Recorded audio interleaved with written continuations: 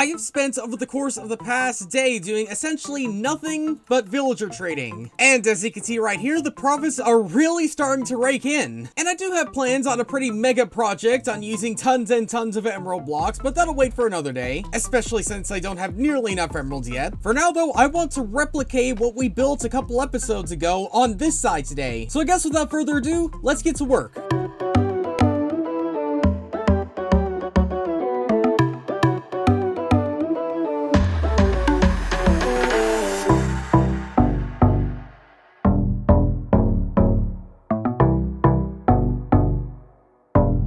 There may still need to be a few things to be done on both sides to make them both symmetrical, such as maybe some things to do with the booster, all these touch-up works around down here, and just looking at it right here, I'm pretty sure you can understand what we need to do up here. But generally speaking, the majority of both sides look pretty much exactly the same. And I guess one of the reasons why I didn't fully make both sides the same is because we've pretty much run out of the majority of the blocks we were using. But thanks to all the village trader stuff and all these farms we built last time, we shouldn't have too much of a challenge getting the blocks we need. Oh, that is, unless if we don't have anything to trade with the villagers. Oh well, I'm sure AFKing for an hour or two will solve that problem. Not too bad for a couple hours of AFKing. But I don't need to get any emeralds for trading for Handicide or anything like that, because I still have all these. But then again, I do have that secret emerald block plan I do have plans to eventually. So I guess, accidentally, things have worked out. This should hold us over for a little bit. At least it would if I wouldn't be giving a third of it to James. Because basically James and I, our bases are like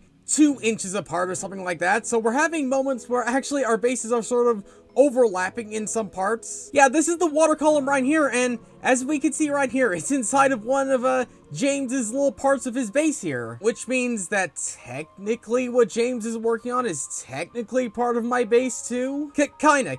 I very loosely own this part of the base. So because of that, I figured giving James at least a few stacks of this polished andesite. Heard you needed some polished andesite, Chris. And with the extra signs, I decided to give James a few faces of encouragement right here. But back to working on the spaceship, and I don't know how likely this is given the amount of time I have right now, but my goal is to try and connect both these equal sides into one. And now looking over everything, I doubt that's going to happen today at least. But oh well, it's worth a shot trying. But the odds of that happening have diminished greatly because I've stocked up on almost every single thing I need, apart from sea lanterns. And of course, the only ocean monument related shop is out of sea lanterns, which means we're gonna have to do this the good old-fashioned way. Or maybe not, because I forgot Evelyn built an ocean monument farm the other day. But how does this thing actually manage to work is the question. Like, she has plenty of shards, but not enough resources to actually make the sea lanterns. And I really don't want to have to accidentally break this one thing. Seems like it'd take an eternity and a half to actually fix up. Alright, back to doing it the good old-fashioned way then, I guess. You know, there's still some days I miss being in an ocean monument base. Because even with my crazy inefficient farm, it was still at least a farm. That, and you don't have still the possibility of actually getting yourself killed. Oh, and by the way, I'm doing this by the minigame district. Nothing too much yet, but I'm sure that'll change eventually. You know, it actually might be easier just to find an entirely different ocean monument and just clear out all the sea lanterns that way. Has this one been raided yet?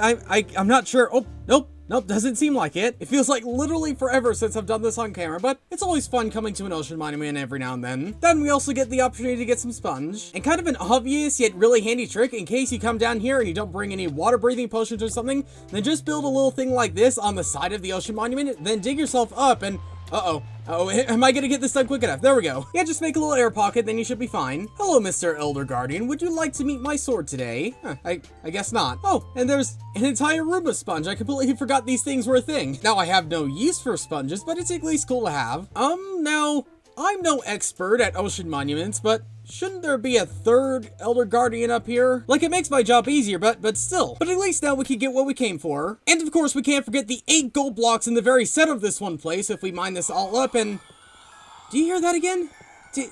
Is that my conscience, my inner voice talking to me again? Like, seriously, that voice just feels like it comes in and out all the time. I've heard from some people that they think it has something to do with whenever I interact with gold that activates my little conscience guy. And that could be true, but we'll probably have to do a little bit of testing for that. Either that or I can meet up with a therapist, one or the other. Putting concern on my current mental state aside, I think we have enough sea lanterns to do at least a little bit more work right now. But maybe it's best if we try putting as much focus as we can on parts not related related to sea lanterns. Thankfully, a lot of what we're doing right here is actually reliant on a lot of andesites. And just ignore the quartz and the sea lanterns right here. We'll get to the andesite soon. But thanks to the magic of jump cuts, soon is actually right now. And I do admit there is going to be some sea lanterns here and there, but pretty much about 90% of this is going to be built out of this polished andesite. Wait, hold up. I think I literally just did that bridge speed building thing that K-Foot showed off when we went in-city rating. Hold up, let's see if we can do it again. Let's see if we can do this again. So if we jump and we run, no. Jump and run. Oh, come on, I was literally just doing it a second ago. Oh, there we go. I think this is actually what K-Foot was doing the other day. Don't ask how I did it, but know that I did do it. Well, that wall wasn't too hard to build, nor should these beams down here. Oh, actually, let's see if I can do the building trick with these beams, because this is legit bridge building now. So if I build, no. I'm honestly not sure if you could do it with slabs is the thing. Okay, one more try, and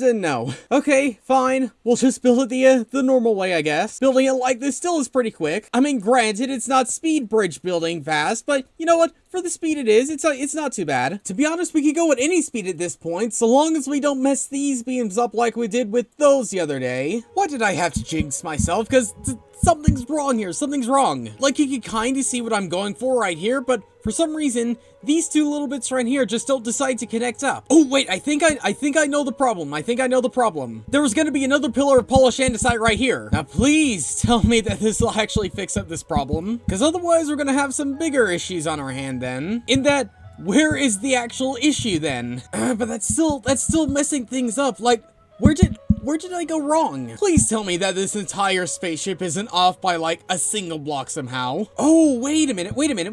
Okay, there's the problem. I had to have like stone brick stairs right here and then have to go up and down a bit. And I know that's not the actual technical term, but you know what? I'm gonna go with it right now. And if there wasn't enough issues, I just listened back to the last couple minutes of footage and my mic was just bouncing up and down somehow. So in case you decided to skip the past couple minutes, then we had an issue, but we managed to fix it up. And while we didn't build the entirety of this one framework right here, we have enough to get a general idea of it. But now we have to repeat everything we did over here on the other side. Now, unfortunately, I don't have the other side music disc, but I know where I can find one. Now, I could have sworn James had an other side music disc. Oh, by the way, I'm not stealing it, I'm just borrowing it. I seriously could have sworn he had at least one other side. Oh, here it is. So without further ado, let's get to work on the other side.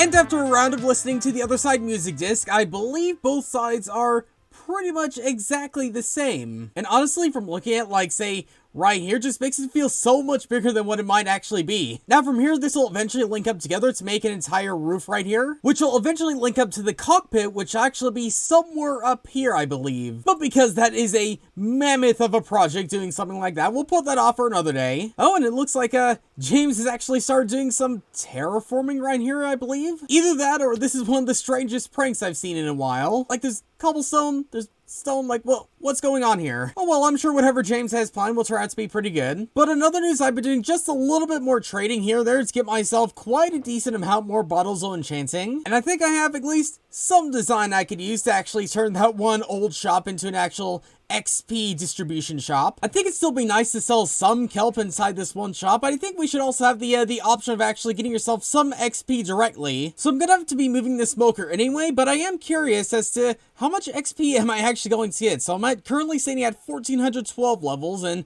how many am I gonna get from this, and still 1412 levels. Well, at least my axe is fully mended up, so there's that at least. Now, this redstone shouldn't be too incredibly tricky. The only thing is that we need to have some form of space and actually hooking up some hoppers and things like that to the back of these droppers and dispensers, just so we don't have to constantly come back here to restock. And I'll be warning you right now, the redstone I'm about to build is not going to be the prettiest or the most compact. Like, it's almost guaranteed that there's someone who's built some form of design like this out here that's been, like, way more compact than what I'm doing. But you know what? If it at least works for now, then I am totally okay with that. It could take up the entire space of that one pit I dug out and I'd be fine with it. Okay, if it was that big for a redstone contraption that's really not that too complicated, then I might have some issues then. But from the looks of things, everything seems to be connected up alright. Oh, by the way, I didn't hook up any, like, sorting systems or anything like that right now, so I'm just gonna have to go on the honor system that people will pay a diamond for every time they want to use it. At least until I actually work out a way on connecting up a sorting system down there. Alright, now that every single dispenser has at least a stack of bottles of enchanting in it, we should be able to test this thing out now. So if we go over here and then we put in a diamond, then it should spit out a whole bunch of XP, and yeah, there we go. Spat out tons and tons of levels and giving us tons and tons of bits of XP. Now, I'm not sure if this is like a good equivalent or a good pricing for it, like a diamond per, what is that? About 24 bottles of enchanting, so I don't know, the prices and the redstone might have to be changed out eventually, but we'll have to see what the other cosmics think. And seeing as we're on the topic of shops, let's see how the Crispy Caverns has been doing. Not that well from what it seems. And I think I know the issue. The problem is that we don't have any type of variety of food that we're selling. But again, the villagers once again come in to save the day and giving us tons and tons of options. If somehow there still isn't enough variety of food, then I literally have no idea what to do. Oh yeah, and I don't think I mentioned this on camera, but someone actually set up a free items chest along with a donation jar right here. And lucky me has gotten some gold, and I don't know, should we test it out? Should we see? Any voice? Any voice coming in? Nothing yet. I mean, come on. When I least expect that guy to pop up, he comes up. But when I actually want to try and summon him or whatever, he doesn't come out. Again, might have to have a word with the therapist just to make sure my mental health is okay. But whether we figure that thing out or not, I'm still happy with what we managed to do today.